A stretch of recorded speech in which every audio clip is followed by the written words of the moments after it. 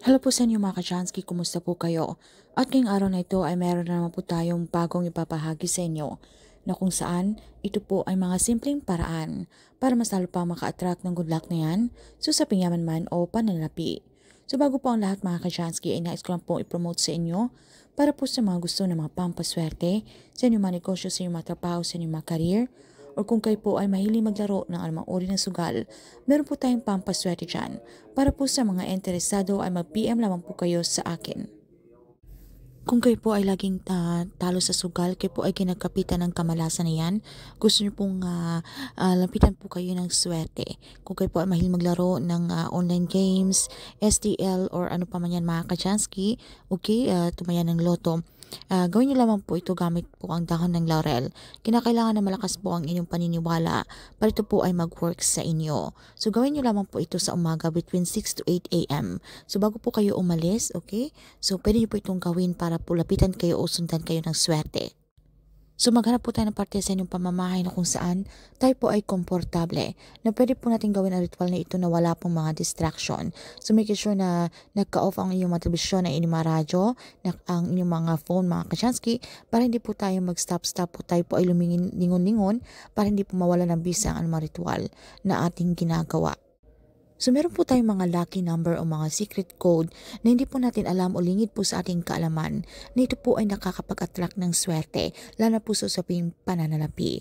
Dahil ang ibig po sabihin nito ay agkarang swerte, kung ano man po yung gusto nating i-manifest ay agad-agad po itong mangyayari sa atin.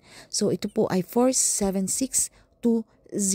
Ilagay nyo lang po, isulat nyo lang po iyan sa inyong dahon ng laurel.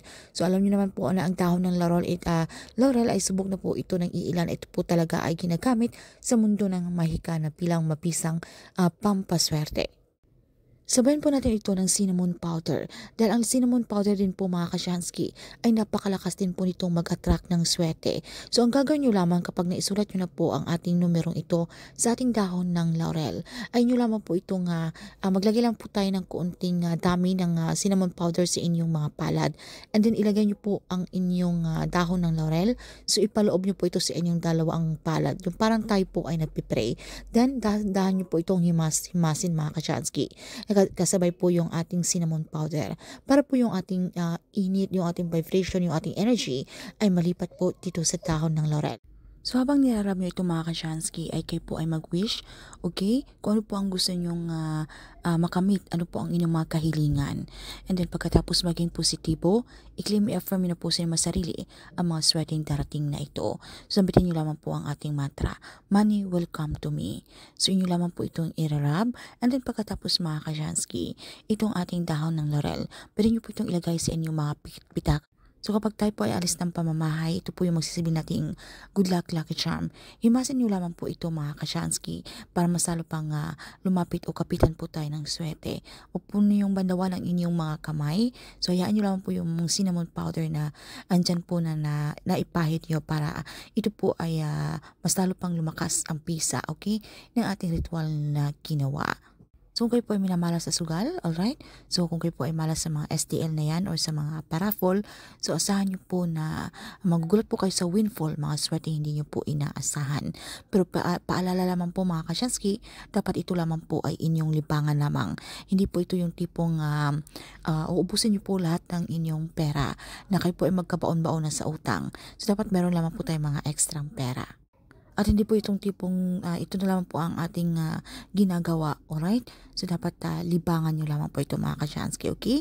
At sa pamamagitan po ng mapampaswerte ito po ay makakatulong para mas lalo pang lumapit ang swerte na yan. At syempre wag po tayo maging tamad sa buhay mga ka-Chansky. Kung gusto po nating mas lalo pang makamit ang mga pangarap natin o mga kahilingan, ay tayo po mas lalo pang magsumikap, tayo po ay magsipag. Dahil nasa atin pa rin po ang may kontrol at tayo pa rin po ang gumagawa ng ating kapalaran. Nasa ating kamay ang tagumpay mga ka-Chansky. So yun lamang po, at kung meron po kayong mga katanungan o hindi mo masyadong klaro sa topic na ito ay paki-comment na lamang po sa ibaba.